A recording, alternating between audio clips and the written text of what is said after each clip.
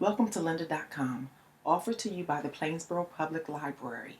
Here, you will gain unlimited access to an extensive selection of self-paced videos designed to enhance your personal and career growth.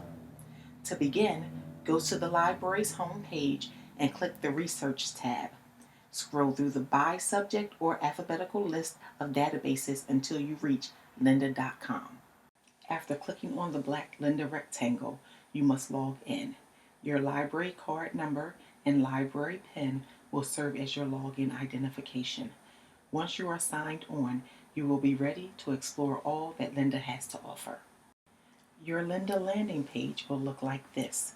From here, go to the top left of the page and click the Library tab, just to the right of the lynda.com logo. Click once and a list of subtitles will appear from which you may select your area of interest. Click twice and all subjects offered by Lynda are listed in alphabetical order. For our purpose, we have selected Photography Landscape. Lesson content is indicated on the left of the page. Also, in the Notebook section, you can write notes to review at a later time by clicking on the Notebook tab. We invite you to explore lynda.com. Every topic features 3 related categories: topics, software, and learning paths. Each category will offer training and tutorials to guide you along.